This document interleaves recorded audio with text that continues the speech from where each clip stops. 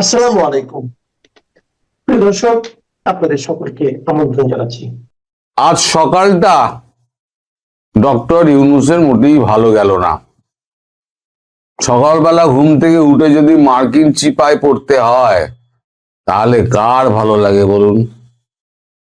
একেই শরীর অসুস্থ, তারপর সকাল সকাল 7টার সময় যদি এখন মার্কিনদের ফোন আসে, এসে যদি আগা পাঁচতলা ঝাড় দেয় তাহলে কার ভালো লাগে? এখন সার্জিও গোর ফোন করেছিলেন ডক্টর ইউনূসকে। এখন সেখানে যারা যারা উপস্থিত ছিলেন তারা হচ্ছেন খলিলুর রহমান, লামিয়া মুর্শেদ এবং সামরিক সচিব একজন। টেলিফোনে কথা হয়েছে, উপস্থিত ওনারা ছিলেন। তো সার্জিও গোর জানতে চান যে পরিস্থিতি কি, আপনার দেশের পরিস্থিতি কি, নির্বাচন কবে হবে, আপনি যেভাবে রাজ্য চালাচ্ছেন, রাষ্ট্র চালাচ্ছেন, আইএসআই, আইসিস, এদের উত্থান, এই উত্থান এবং এদের উস্কানি আপনারা দিচ্ছেন। মানে উত্থান তো হচ্ছে, তার মধ্যে উস্কানি এবং মদদ দিচ্ছেন। পরিস্থিতি ক্রমশ হাতের বাইরে চলে যাচ্ছে। এ ব্যাপারে আপনার বক্তব্য কি? তখন ইউনূস বলেন যে এটা সত্য নয়, পরাজিত শক্তিরা অর্থ দিচ্ছে, ভারতে বাংলাদেশের পরাজিত শক্তিরা অর্থ দিচ্ছে, তার জন্যই এগুলো ঘটছে। এছাড়া ভারতীয় মিডিয়া এবং ভারতীয় কিছু সমাজ মাধ্যম ভ্রান্ত খবর ছড়িয়ে আমাদের বিপদ আরো ডেকে আনছে। তখন সার্জিও গোর বলেন, তাই যদি হয়, মিডিয়ায় শুধু যদি করে, তাহলে আপনার দেশের মিডিয়া কি করছে? আপনার কথা সত্য ধরে নিলাম, ভারতে বাংলাদেশের দূতাবাসের সামনে বিক্ষোভ হলো, আপনার মিডিয়া ফাটিয়ে দিল। অথচ চট্টগ্রামে যখন আপনাদের ওখানে হিংসা হলো, আপনারা হিংসা করলেন, তার এক লাইনও আপনাদের মিডিয়ায় বেরোলো না কেন? তাহলে এইটার আপনি উত্তর দিন। ইউনূস চুপ।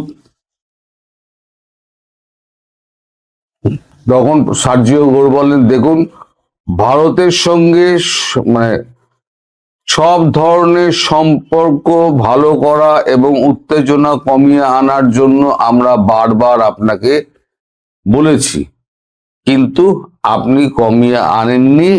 এ ব্যাপারে আপনার আগ্রহ খুবই কম দেখা যাচ্ছে।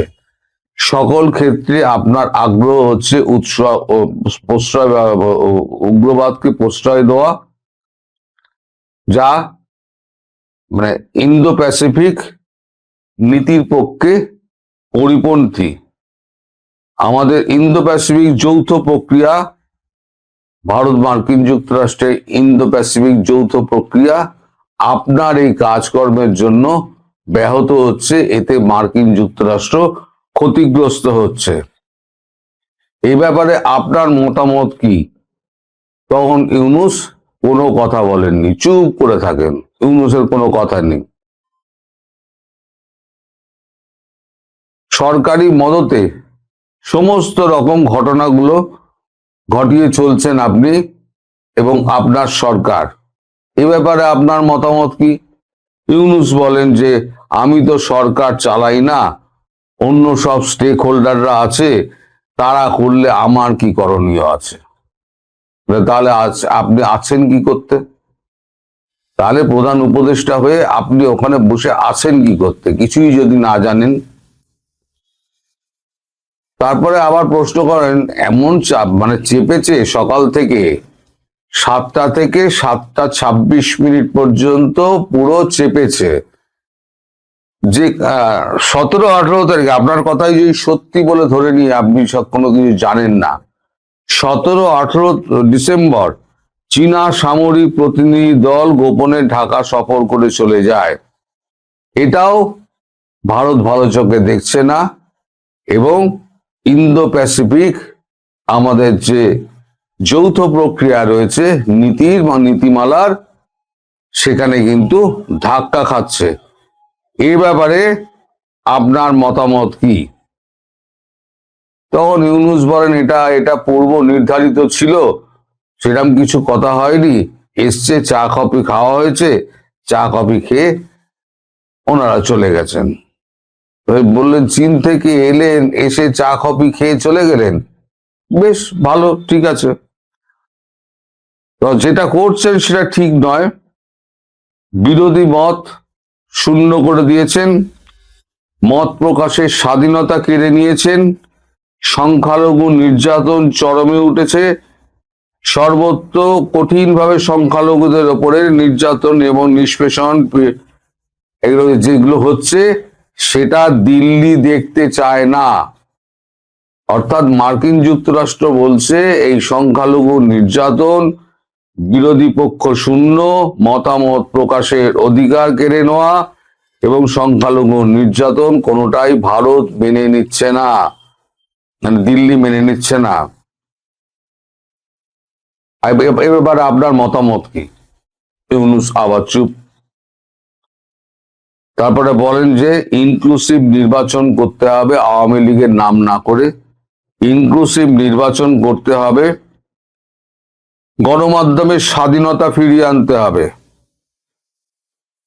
যাদের কাজ করতে দেওয়া হচ্ছে না সেটা দুর্ভাগ্যজনক। যেভাবে গণমাধ্যমকে জ্বালিয়ে দেওয়া হচ্ছে, ভাঙচুর করে দেওয়া হচ্ছে, সেটা অত্যন্ত নিন্দনীয় কাজ আপনার সরকার করছে এবং আপনার পৃষ্ঠপোষকতায় করছে।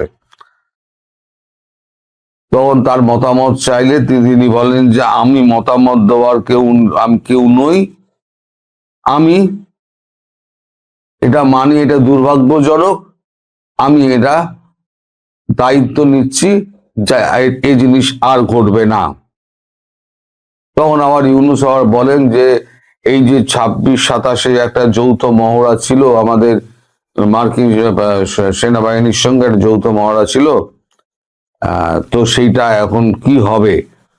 তখন বলছে ইন্দো প্যাসিফিকের ওপরে এত চাপ আপনারা দিয়েছেন সেই নীতির ওপরেতে, তারপর সামনে বড়দিন, এইগুলো সামলাতে গেলে আমাদের সময় লাগবে, ফলে আমরা এখনই এইটা নিশ্চিত করতে আপনাকে পারছি না, মানে ওটা এখনই আর হচ্ছে না, এই ব্যাপারে কবে হবে সে ব্যাপারেও কোনো রকম নিশ্চয়তা দেননি।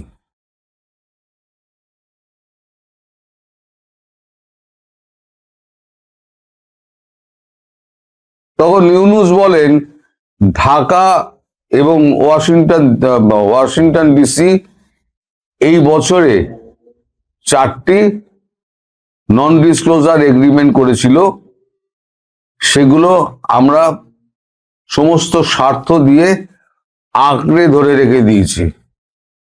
আপনাদের যে সমস্ত নীতিমালা ওখানে ছিল সেই নীতিমালা অনুযায়ী বাংলাদেশ চলছে। তখন সার্জিও গোর একটু রেগে যান এবং একটু রেগে গিয়ে বলেন এই যে আপনার নন ডিসক্লোজার এগ্রিমেন্ট ছিল, এই নন ডিসক্লোজার এগ্রিমেন্টে এমন কোথাও কি কিছু লেখা ছিল যে আপনারা এখানে সন্ত্রাসবাদকে কায়েম করবেন, আপনারা মত প্রকাশের স্বাধীনতা দেবেন না, আপনারা রাজনৈতিক দলগুলোকে আপনারা জেলে পুরে দেবেন, অহেতুক মামলা দিয়ে লোককে আপনারা হ্যারাস করবেন, এইগুলো কি নন ডিসক্লোজার এগ্রিমেন্টে লেখা ছিল? ছিল না, কিন্তু আপনারা করছেন, যেটা নন ডিসক্লোজার এগ্রিমেন্টে আছে সেই নন ডিসক্লোজার এগ্রিমেন্ট অবধি কাজ করুন, সেটা নিয়ে আমরা কোনো প্রশ্ন তুলছি না, কিন্তু এই যে জিনিসগুলো আমরা বলছি সেগুলোকে এড়াবার চেষ্টা করবেন না। ইউনূস বলেন আগেও চেয়েছি, এখনো বা ভারতবর্ষের সঙ্গে আমরা যোগাযোগ করতে চাইছি, কিন্তু নরেন্দ্র মোদী প্রধানমন্ত্রী তিনি আমাদের সঙ্গে কোনো রকম যোগাযোগই করছেন না এবং আমাদের কোনো ফোনের উত্তরও দিচ্ছেন না। তখন সার্জিও গোর বলেন আপনারা এমন জায়গায় নিয়ে গেছেন সম্পর্কটাকে, এই সম্পর্কটা এখন বিষিয়ে গেছে, এখান থেকে উন্নতি পাওয়ার মানে সম্পর্ক উন্নয়নের ব্যাপারে আপনাদের অনেক বেশি এগিয়ে আসতে হবে এবং সচেষ্ট হতে হবে, এবং এটা সময় সাপেক্ষ ব্যাপার। ইমিডিয়েটলি কাজ শুরু করুন, তাহলে সবকিছুই ঠিক হয়ে যেতে পারে। সার্জিও গোর আরো বলেন,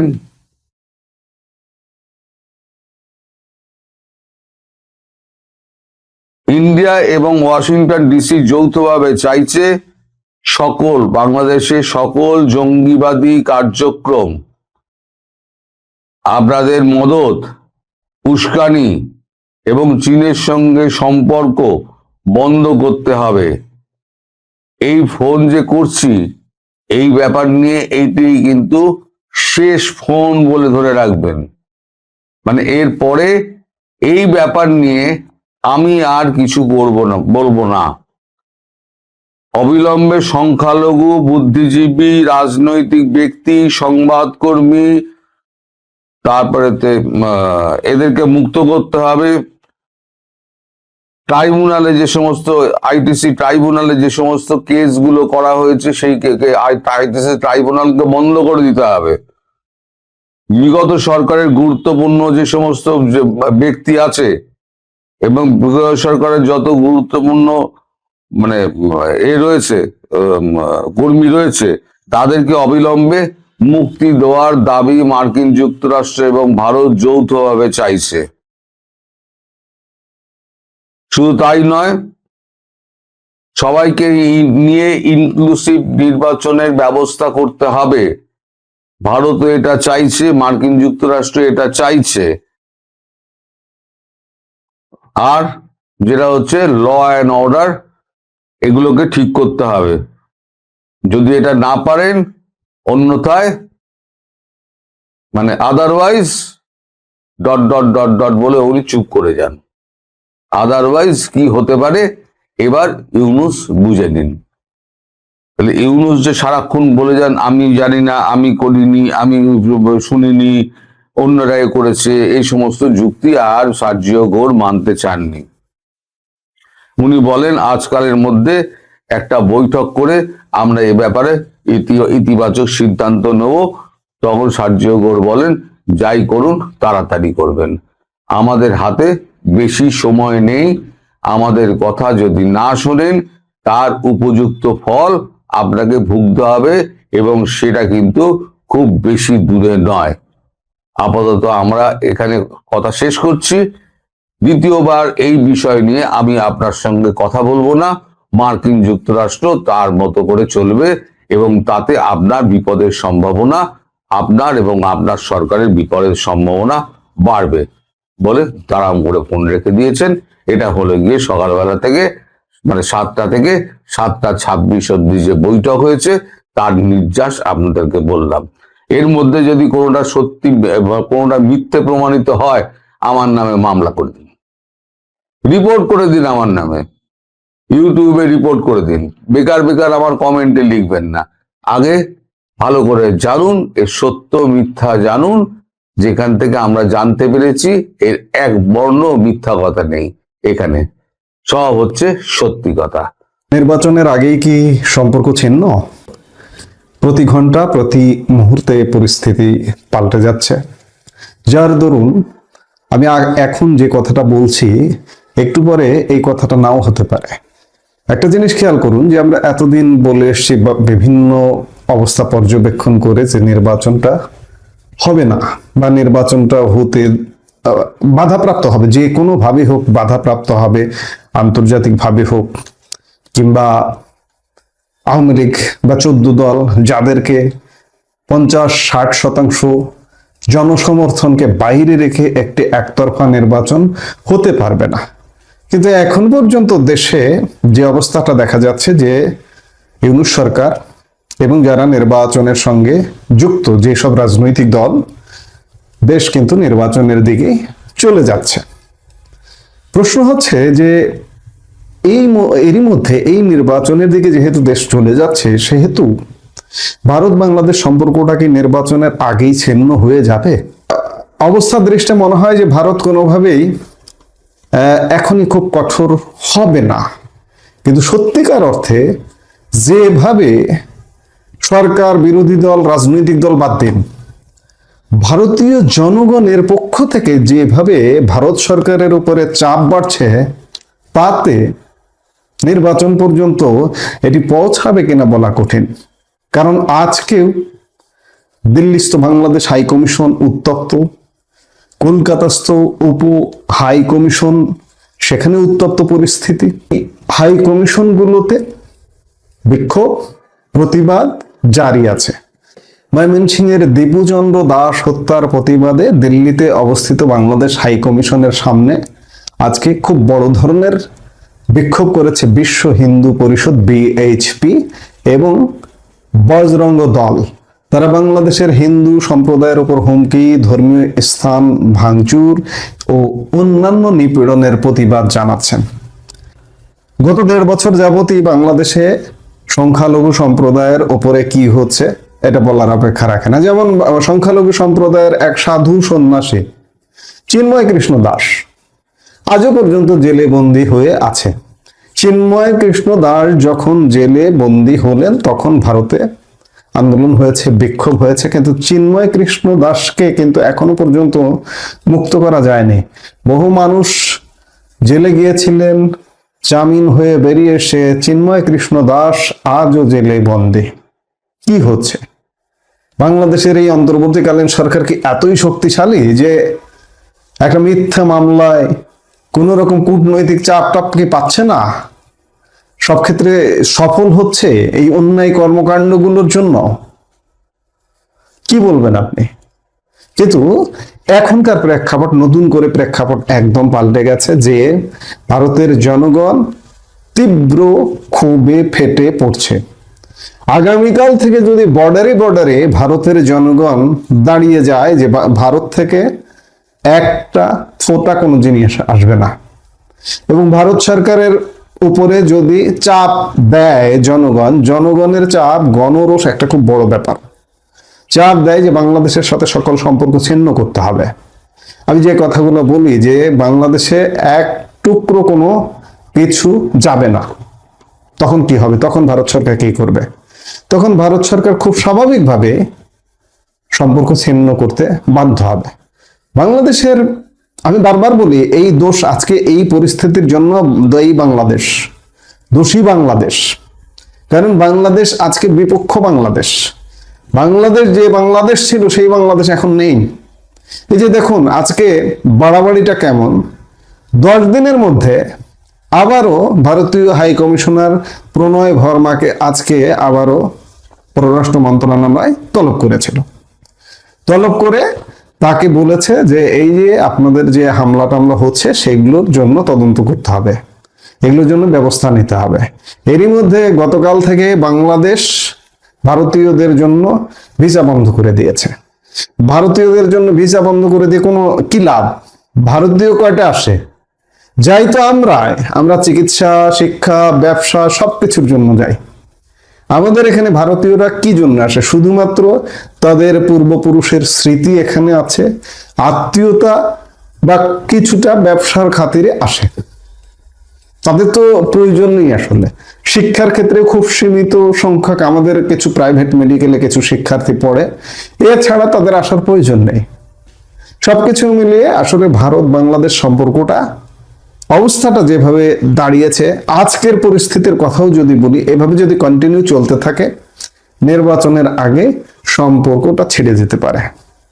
আমি ধারণা করেছিলাম যে নির্বাচন পর্যন্ত ভারত হয়তো দেখবে, কারণ ভারত একটা বিকল্প ব্যবস্থার দিকে চিন্তা করছে এবং বাংলাদেশে একটা নির্বাচন হয়ে যাক, কারণ বাংলাদেশে একটা বিদেশি শক্তি দখল করে রাখুক, এটি বোঝাতে চাইছে, সব পক্ষ ইঙ্গিত দিতে চাইছে এই যে অনির্বাচিত সরকার অনেকদিন আছে এবং নির্বাচনটা যদি আবার বিলম্বিত হয় তাহলে কিন্তু অনির্বাচিত সরকার থাকবে এবং এদের পৃষ্ঠপোষক কারা থাকবে? বাংলাদেশে উগ্র সাম্প্রদায়িক গোষ্ঠী যেগুলো আছে, যে দলগুলো আছে, পাকিস্তান আছে, তুরস্ক আছে ইত্যাদি, তারাই কিন্তু পৃষ্ঠপোষক থাকবে এবং এইভাবে দীর্ঘস্থায়ীভাবে চললে এটা ভারতের জন্য ক্ষতি।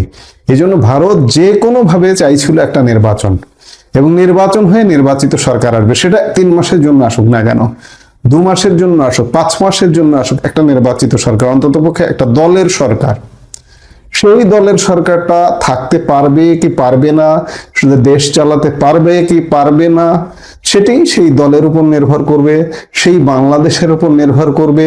সেই দলটি, সেই ক্ষমতাসীন দলটি যদি দেশ চালাতে না পারে, তাহলে স্বাভাবিকভাবে পতন হতে হবে। এবং পতন হয়ে সব দলের অংশগ্রহণে, সবার অংশগ্রহণে, যেমন এই যে একতরফা নির্বাচনের দিকে দেশ এগিয়ে যাচ্ছে, কিন্তু আপনারা কি টের পাচ্ছেন? এখানে সব পক্ষ, বাংলাদেশের সেনাবাহিনী সহযোগিতা করছে। এই যে দুদিন আগে দেখলেন তিন বাহিনী প্রধান নির্বাচন কমিশনে গিয়ে বৈঠক করে এলো, নানান সূচক বলছে যে নির্বাচনের দিকে চলে যাচ্ছে। এদিকে বিএনপির ভারপ্রাপ্ত চেয়ারম্যান তারেক রহমান দেশে এসে পড়ছেন। এখন নির্বাচনটা হয়ে যাচ্ছে, তো কাজেই নির্বাচন হয়ে যাচ্ছে, কিন্তু নির্বাচনের হওয়ার আগে ভারতের সাথে একটা দুর্ঘটনা ঘটে যেতে পারে, বাংলাদেশের সাথে সম্পর্ক ছিন্ন। সত্যিকার অর্থে রাজনৈতিক দল হিসেবে যদি বলি, আমি বারবার এই কথাগুলো বলি, আওয়ামী লীগের বাইরে কাউকে বিশ্বাস করে না, এই যে বিএনপিকেও বিশ্বাস করে না। কারণ বিএনপির অতীত কর্মকাণ্ড সম্পর্কে, ভারত বিদ্বেষী কর্মকাণ্ড সম্পর্কে ভারতের জনগণ ওয়াকিবহাল। এই যে সেদিনও গত 17 ডিসেম্বর ইন্ডিয়ান হাই কমিশন ঘেরাও করতে গেল, সেখানেও কি স্লোগান উঠলো একটু শুনুন।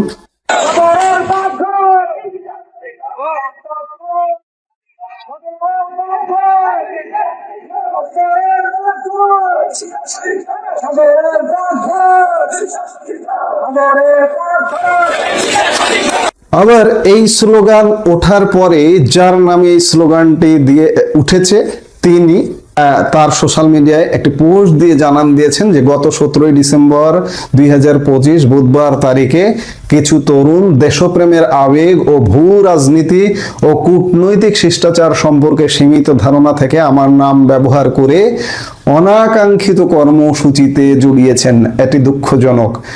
দেশপ্রেম প্রশংসনীয়, তবে তা যেন রাজনৈতিক ও কূটনৈতিক শিষ্টাচার লঙ্ঘন না করে। বর্তমান সংবেদনশীল জাতীয় পরিস্থিতিতে সবাইকে শান্ত, সংযত ও দায়িত্বশীল থাকার আহ্বান জানাচ্ছি। দেশের শান্তি, স্থিতিশীলতা, আসন্ন নির্বাচন প্রক্রিয়া কোনো ঝুঁকিতে না পড়ে। ইনি হচ্ছেন সেই লুৎফুজ্জামান বাবর, যিনি 2001-06 আমলে বাংলাদেশের স্বরাষ্ট্র প্রতিমন্ত্রী ছিলেন এবং ভারতের জন্য হুমকি তৈরি করেছিলেন, 7 সিস্টার্সের জন্য হুমকি তৈরি করেছিলেন। 10 লাখ অস্ত্র মামলার আসামি ছিলেন ইনি, সাজাপ্রাপ্ত আসামি ছিলেন ইনি। তো কাজেই বিএনপি, আপনারা বুঝতেই পারছেন, সকল সূচকে বুঝতে পারছেন বিএনপি ভারত বিরোধিতা থেকে সরে এসছে। কেন সরে এসছে সেটাও বুঝতে পারছেন। এটা নিয়ে আমি 2-1 দিন ধরে আলাপ করছি। এই সরে আসারই অংশ এই বিবৃতি, কিন্তু তারপরেও ভারতবাসী বিশ্বাস করে না বিএনপিকে। সত্যিকার অর্থে আমরা একটা দীর্ঘস্থায়ী, বলা যায় আরো কিছুদিন আমাদেরকে জ্বলতে হবে। এই জ্বলন্ত উনুনের মধ্যেও হয়তো নির্বাচনটা হয়ে যেতে পারে, অথবা নির্বাচন নাও হতে পারে। এখনই বলা যাবে না নির্বাচন হবে কি হবে না, কারণ আরেকটি পক্ষ, এই যে সাম্প্রদায়িক মৌলবাদী গোষ্ঠীটিও নির্বাচন বানচাল করবার জন্য রেডি আছে। কাজে নির্বাচন হবে কি হবে না বলা কঠিন। 50 দিনের মতো সময় আছে। এই 50 দিনে অনেক কিছু ঘটতে পারে, 3 দিন 7 দিনে অনেক কিছু ঘটে যেতে পারে। আমরা এগুলো নিশ্চয়ই দেখব। সবচেয়ে বড় উদ্বেগের কারণ যে ভারত বাংলাদেশ সম্পর্কটা হয়তো এর মধ্যেই ছিন্ন হয়ে যায় কিনা, এটি একটি নতুন সংখ্যা হিসেবে দেখা দিয়েছে। আবার অন্যদিকে দেখুন, মার্কিন যুক্তরাষ্ট্র সেফ সাইডে চলে গেছে বলা যায়।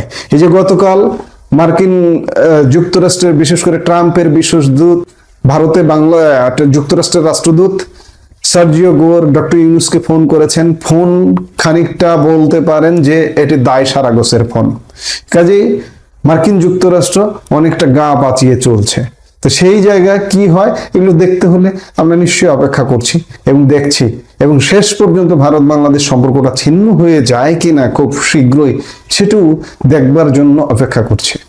এই মুহূর্তে এ পর্যন্তই। সবাই ভালো থাকুন,